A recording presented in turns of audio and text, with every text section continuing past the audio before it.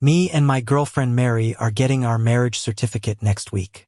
But she told me our wedding can still happen, yet she wants to get the certificate with her childhood friend, Tom. The reason? Tom's girlfriend unexpectedly passed away, and he's seriously ill, needing urgent help. Mary swore she and Tom would only have a platonic relationship and that I am the one she truly loves. On our wedding day, Mary anxiously asked, "Where are you? Why is no one here?" I casually replied, "Sorry, but today is my wedding with my goddess, Tina. Since you're not the bride, I didn't feel the need to inform you of the location change." "Mary, have we set a time for next week's marriage registration?" I picked that date carefully. "Don't forget it." I reminded her while I was packaging wedding candy after she returned home. She sat on the couch, looking conflicted. "Sam," she slowly said, "the time is set. But I need to register with Tom." I froze, staring at her in disbelief. Mary had mentioned Tom before, a childhood neighbor back in her hometown. They grew up together. They fell out of touch after she got into college here. "Is this a joke?" I was trying hard to stay calm. She nervously grabbed my slightly trembling hand. "Just listen. Tom was supposed to marry his girlfriend, but she died suddenly a few days ago. He's in serious trouble and urgently needs help. I just want to help him. I love you, and it won't affect our wedding at the end of the month." I pulled my hand away forcefully and asked, "Why doesn't he ask someone else for help? Why does it have to be you?"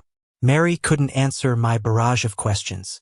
Finally, she stammered, "He truly has nowhere else to turn." "Ridiculous. He's in trouble, so everyone else's life has to be disrupted?" We fought without a happy resolution. She even accused me of being heartless and ran out. Late at night, I lay in bed, tossing and turning with mixed emotions. The house we're living in is new. We moved in 2 months ago. My parents liked it for investment because of the location and potential value. Mary suggested we only put down a deposit, have the house in both our names, and pay it off together after our wedding. At that time, though I wasn't considering marriage yet, my parents liked her and agreed with conditions and documentation. Mary used this to move her residency here. Now she wants to move in her childhood friend. Late into the night, she still wasn't back. Just before dawn, I heard a faint door opening and closing in the living room. I washed up and went out to find her busy putting out a breakfast spread. "Sam, eat it while it's hot. I went everywhere to get your favorite breakfast," she said in a sweet voice, pulling out a chair for me. The complete opposite of her demeanor last night. "Where did you go afterward?" I asked coldly. "I went back to the office. A software bug came up, so I worked all night," she explained. Being a programmer, all-nighters shouldn't be unusual. I nodded, sitting down slowly. "I've thought about yesterday's matter." Her eyes brightened with expectation. "I disagree. I also need your support." Her subsequent reaction made it clear. Yet again, she questioned, "Sam, you're kind, still helping stray cats and dogs. And it's a person in need we're talking about. Tom is really in trouble. How can you put me in such a tough spot?" "I'm in a tough spot too," I sneered. "So what's your decision?" I asked calmly. She knelt down, hugging me tightly. "Why break up? Does this paper define a marriage's essence?" I looked at her in disbelief, like I didn't know this person. The doorbell rang, interrupting us. Mary darted to get it. The person lunged at her once the door opened. "Mary, I don't know what to do. I really need help. I'm so scared." My gut told me it was Tom. He needs professional help, not her. Why involve her? I mocked. Mary gave me a cross look. "Tom, I'll go with you to find professional help. Take it slow." She helped him out, leaving my feelings unconsidered. Tom paused before the elevator, giving me a defiant smirk. I thought about pulling the "I need help too" card to stop her, but seeing them so close made me lose interest. Why bother over a girl who clearly isn't worth it? I packed a few things and headed to my parents to clear my mind. Over dinner, my mom noticed my preoccupation. "What's going on?" "I don't want to marry her," I muttered between bites, masking my feelings. She advised, "Don't throw tantrums. Mary might not have much money, but our family does. Circumstances are manageable." She has always been obedient. with a stable job and good habits perfect for marriage. Do you even know she wants me to accept a 3-player marriage? I thought. My mom continued nonetheless. I've told all the relatives about the wedding. They're excited for it, so don't overthink. Just be the groom. After a few nights, my mom pushed me to return to the new house, advising against prolonged silent treatments to protect our feelings. Feelings? I had none left. I looked through my phone. Tons of missed calls, all from Mary. Back at the new apartment, I saw the previously empty place next door now had a little shoe rack with familiar shoes. When the door opened, I smiled, ready to greet the new neighbor, but froze, realizing it was Tom. What a coincidence, he said like a winner. Mary soon emerged from behind him, lovingly fixing his hair before seeing me. Surprised, she quickly retracted her hand. Sam, you're back? She walked over, trying to hold my hand, but I pulled it away. It's not how it looks, she insisted. After we helped Tom, things escalated. He only knows me here, so I helped him rent next door to keep an eye on things. Tom, feigning innocence, said, Don't blame Mary. It's my fault. I'm the one needing help. It's fine, I get it. I need help now too, I replied humorlessly. What? You need help too? Tom shot a look at Mary. Yeah, I confirmed. Didn't she tell you? Mary said she only loves me and is just helping you. Once your issues are solved, she'll terminate the documents and register with me. Fuming, Tom pushed Mary, slammed his door, and locked himself in. Tom, stay calm. Be careful. She pounded on the door in vain. I seized the moment to close my own door. Sam, let me in, let's talk, she pleaded. I ignored her, cranking up the music with my headphones. Anyone wanting her could take her. My heart was done. The next morning, a coworker called me bright and early to get back to the office ASAP. A client specifically asked for me to handle their interior design. By the time I rushed to work, the client was already in the meeting room. My boss was in there too, being all polite and accommodating.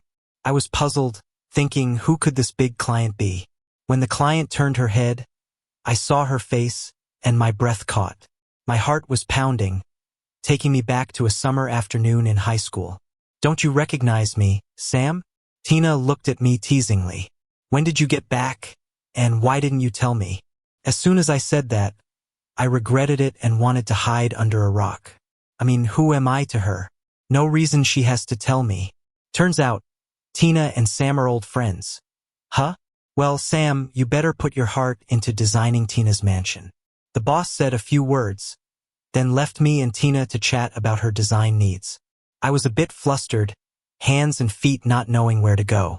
But I tried to stay calm, telling myself to treat her like any other client. So, I heard you're getting married? Tina suddenly switched topics, her tone curious. Nope, it didn't work out, I replied honestly. You don't seem too upset about it? Tina quipped. It's a celebration to be rid of the wrong girl, why be sad? I smirked. She suggested we grab a meal to celebrate, then check out her place in the afternoon. Her light smile made me squint, so I quickly lowered my head to pretend to check the time on my phone. Sure, I'll get some stuff ready. Give me a minute. All right, I'll wait as long as it takes. Tina's new place was in a well-known affluent area. It's a 400-plus square foot duplex on the penthouse with river views from the floor to ceiling windows. Treat this place as your own home. Design it however you want.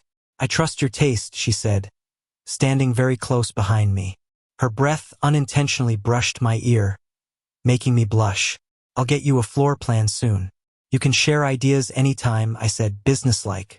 She chuckled softly. Sam, after 6 years, you're the same as ever. Tina insisted on dropping me off since taxis are hard to find here during rush hour. As soon as I got out of her car, I ran into Mary and Tom walking arm in arm towards the complex. Mary pulled her arm away and cluelessly tried to chase after Tina's car. It wasn't until the car was out of sight that Tom angrily confronted me. No wonder we never find you around. Hooked up with a rich woman. Huh? Unlike some, I have standards, I sneered at them. My business with her is none of your concern. Mary looked a bit guilty, then softened her tone. We're registering in a couple of days. Can you really accept that? I scoffed.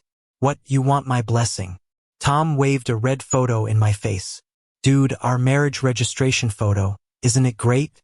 The pic showed them snugly, smiling wide. Don't play innocent. Who'd believe that story? Looks good. I'll send a big gift to congratulate you. I called Mike, an old buddy from high school.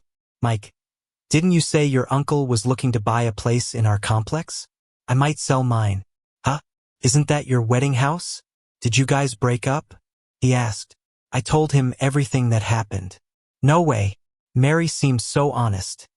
Can't believe she'd be this outrageous. You okay? Mike was worried. Don't worry. They're not gonna have an easy time. On Mary and Tom's marriage registration day, Mike hung out with me at the new place, waiting for them.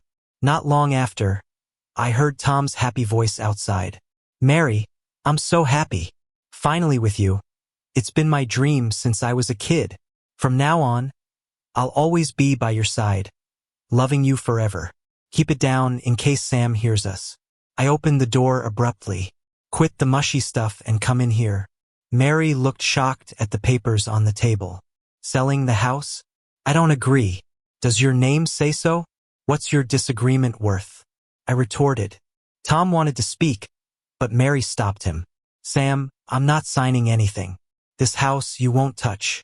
I threw the original notarization in her direction.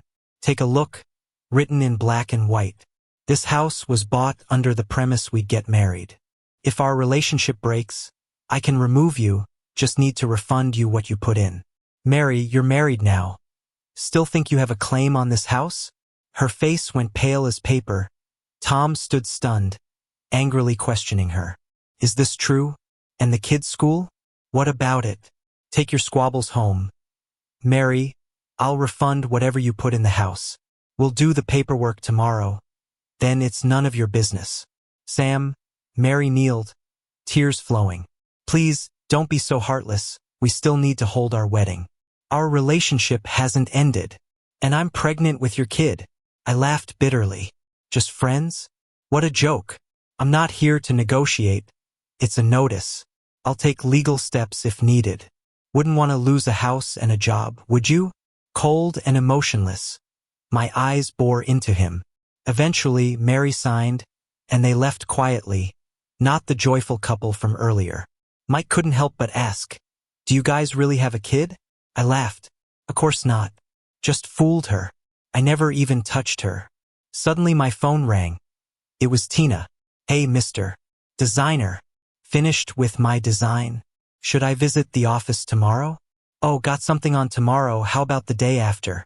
The design's almost done, just a few bits to iron out. I hung up. Mike intrusively leaned in. Who's that? Something fishy? Nothing like that. It's Tina. She's my client now. I chuckled awkwardly. Tina, the high school crush you had for 3 years? Go for it. Don't miss your chance. What chance? She's not even into me. Sam, how do you know I'm not into you? The call still wasn't disconnected. I couldn't sleep all night, replaying Tina's words in my head. If Mary was a sensible marriage option before, then Tina is my dream partner. She was the high school star, a perfect heroine straight out of a novel, sunny, beautiful, and a top student.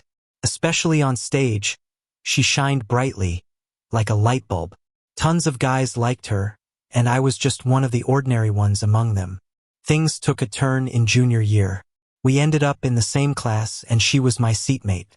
That summer afternoon, I got my first close look at her. Thick, long lashes, and deep eyes that could pull you right in. With a warm, sunny smile, she greeted me. Hi, I'm Tina. I vaguely thought about it and slept in until the next day. The alarm rang a few times before I finally got up. I arrived at the property office at the agreed time. Mary was already waiting for me, looking gloomy. Since I'd already paid off the bank loan early, removing her name was easy. I hummed a little tune as I left the office. Sam, you'll regret it. You did this, and I'm not looking back. The way she tried to save face was pretty funny. I was about to tell her the truth when someone hooked my arm. Mind your own business. I looked up and it was Tina. So you're really in on it with this jerk? Just you wait, we're not done yet. Mary threw out a harsh remark, unwillingly walked away. What are you doing here? I was surprised. Mike told me. I came here to wait for you, didn't want you to get bullied. I'm not that easy to push around. Right, I remember now, you've got some guts. She winked at me playfully, hinting at something. I instantly knew what she was talking about. In junior year, she was once cornered in an alley by some guys. I happened to walk by and charged in with a stick to chase them off. I'd never seen you like that, you were fearless, and scared those guys away. So, I'm your lifesaver, I replied casually. Right, I could marry you if you want. I sneaked a sidelong glance at her, realizing she was watching me, serious, seemingly waiting for my answer. I should get back to the office and finish those designs and send them to you. I clumsily changed the subject, dispersing the sudden tension between us. Tina drove me back to the office. I worked late until past 7 to finish the design. Just as I was about to send the files, the property manager called me. Mr. Sam, you should get home soon. There's a woman causing a scene outside your house. The world is falling apart. Fiancé and his fling conspired, kicked out his fiancée. Shameful. I could hear Mary's mom yelling in the hall before I even got to the elevator. Tom was leaning against the door, waiting for a show. I had only met her mom twice. Mary told me that back in her hometown, nobody dared mess with her mom, because she was good at cursing people out, and to say it harshly, a person who argues even if she's wrong. Aunt, Mary and I are over, and this house has nothing to do with her. If you insist on causing trouble, I'll call the police. Mary's mom stormed over, looking like she wanted to eat me alive. The manager rushed to hold her back, worried about an incident. Don't threaten me with the police. She shoved him hard, then pointed in my direction, continuing to scold. You've been seeing some tramp, using tricks to steal my daughter's house. I checked. Selling this house gets 50 grand. Pay her back.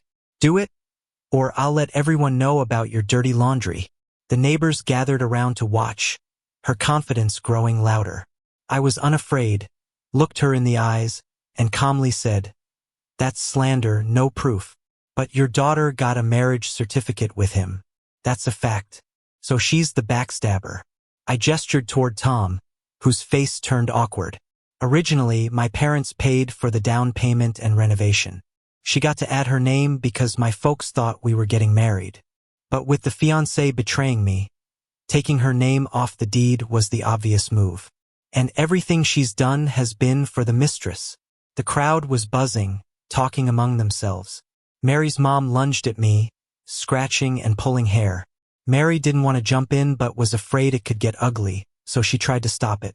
The three of them ended up with messy hair, each having a few scratches. The scene was chaotic. Mom, stop. I'll divorce him, then marry Sam. He loves me, Mary swore confidently. Really? Mary's mom suddenly had hope, her eyes sparkling. Nope. I'm in perfect health, I responded coldly. Mary's mom and Mary were devastated by my words. I couldn't be bothered with the drama anymore. As they fought again, I quietly left.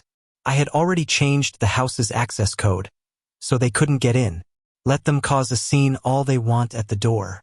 I found a coffee shop, opened my laptop, and sent the designs to Tina. Pretty soon, she called. I love it. It's just like my dream home, she said exaggeratedly. I joked, complimenting me won't get you a discount. My tense mood began to relax as we chatted. You did well, but I'd like to add a kids' play area. Are you getting married? I asked tentatively, feeling a twinge of jealousy. Yeah, that's the plan since I met someone I like. Sam, I like you. I've liked you for a long, long time. My mind went blank. I'm sorry. I wanted to pick the perfect moment to tell you. But you asked and I couldn't hold it back. What do you like about me? I asked, a bit on edge. Before we were seatmates, I noticed you.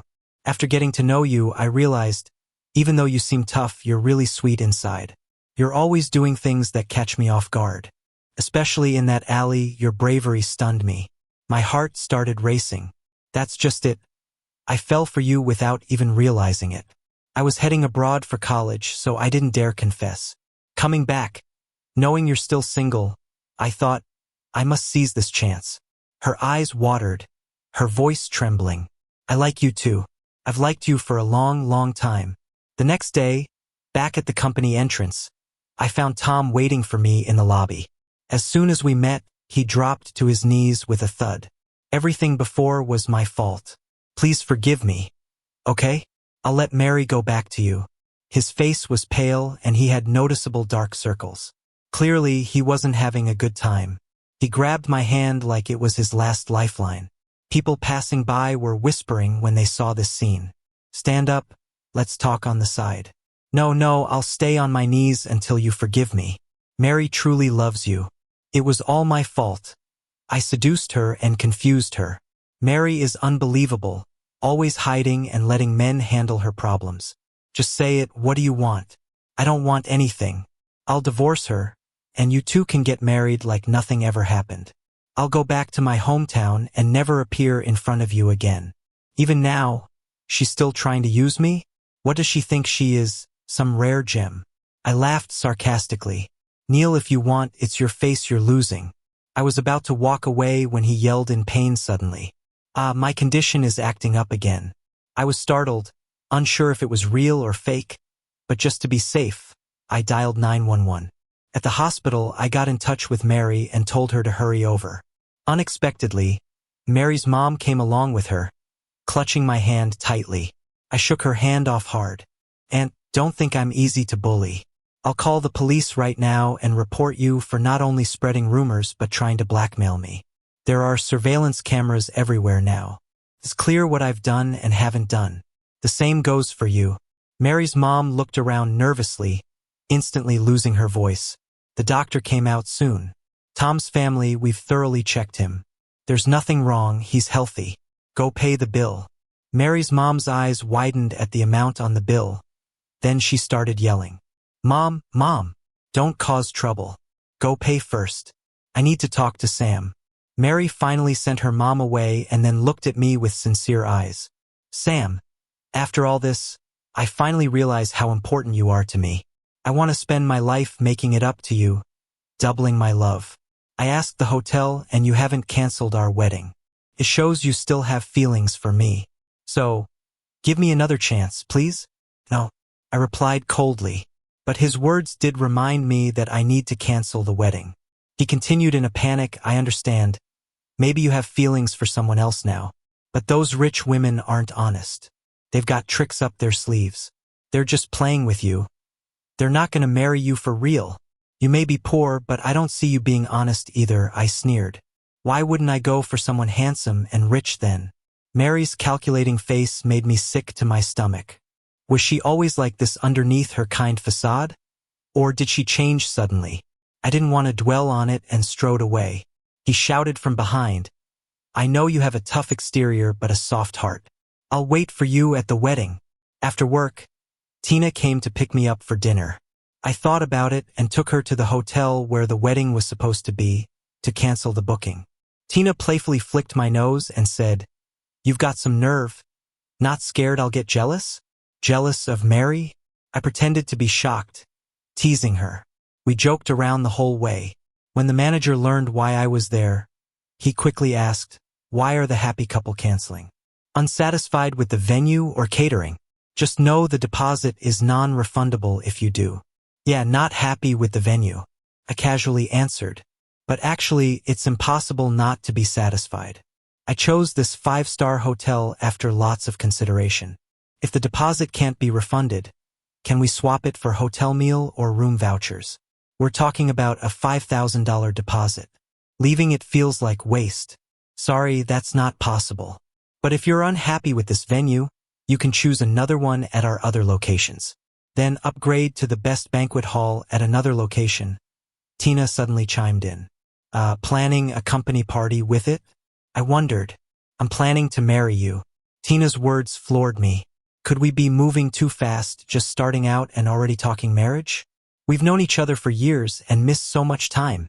Sam, I don't want to wait anymore. Let's get married. Tina pulled out a ring. I bought this on the day we reunited, always carrying it, waiting for the right moment. My mind went blank, floating on air. Only when I slipped the ring on Tina's finger did I feel grounded. She gently kissed my lips and smiled. See, opportunities are for those prepared. The manager quickly set everything up according to Tina's plans. When I told my parents, they couldn't believe it at first. Wait, you're still getting married, but with a different bride? Dad caught on first. I nodded. Sure you thought this through? Not just avoiding embarrassment by rushing it? Mom asked. Mom, no way. I really like her. Been into her since high school. Seeing my serious expression, my parents finally relaxed. Mom's face lit up again. Good thing I didn't tell the relatives the wedding's off yet. They haven't met the bride, so switching up doesn't matter. And such an outstanding girl. I'm thrilled. After meeting both sets of parents, all wedding plans were back on track. I was super busy every day, monitoring our new home and ironing out wedding details. You forgot something important. Tina seemed a bit miffed after not seeing me for days. Forgot what? I kissed her, trying to placate her. The marriage license. Leaving the civil affairs office with our little red marriage book, I felt like I was dreaming. I'm married. To Tina. Hi, Mr. Sam. I'm your wife, Tina. She hugged me, mimicking our high school greeting tone. I'm really looking forward to the wedding the day after tomorrow. I leaned down, slowly deepening a kiss with Tina, lost in the moment without thought. After the kiss, Tina had to rush off to work to deal with a mountain of tasks, and we reluctantly said our goodbyes. My phone started ringing inside my bag, and it was Mary, sounding excited. Sam, I've got good news. Tom and I got divorced. His train's leaving for his hometown tomorrow. Our wedding is the day after, and we can get our marriage license afterward. A wedding? What are you dreaming about? Don't bug me. I wanted to tell her I was already married, but she kept rambling. I get that you're still upset and haven't wanted to talk to me lately. I totally understand. Luckily, you've already got things ready for the wedding, or I'd have messed it all up. You didn't mention the bride price, but I've discussed it with my family. By the way, when's the bride price due? I hung up on her. All right, if you insist on being a mess, don't blame me for what comes next. On the wedding day, I arrived early with Tina to welcome the guests. During this time, Mary called and texted me countless times. Sam, where are you? Why isn't anyone here? And why is the hotel not set up at all? My relatives are all here, and they're getting upset. Call me back now. The hotel says you canceled the venue. You switched locations? Who are you marrying? I waited until the time felt right before giving her a calm call back. Sorry, today is my wedding with Tina. Since you're not the bride, there was no need to notify you of the venue change. Sam, you really played me. Huh. Mary was furious, but I kept cool and said, do you know why the first time I saw you at a friend's birthday party, you caught my eye? It's because your profile reminded me a lot of my high school crush. That crush? She's my wife now. She's got the power and money, and she's not someone you can mess with, so don't even think about causing trouble. After saying my piece, I blocked her on everything. Now, introducing our newlyweds of the day. With the wedding march playing, I walked arm in arm with Tina into the hall. Saying goodbye to an old flame and marrying the love of my life was my happiest moment. The next morning, after a tender night, I was enjoying a breakfast Tina made with love and casually turned on the TV. Yesterday, at a 5-star hotel, there was a stabbing incident. The attacker was a man who stabbed a woman believed to be the bride. She was stabbed several times and rushed to the hospital, her conditions unknown. On screen, Tom was being subdued by officers, shouting, I'm the groom. I'm the real groom. I switched off the TV, not wanting to watch anymore. Tina wrapped her arms tightly around me from behind. Sam, I love you. Her voice was warm and tender, and it was intoxicating. I love you too, more than anything.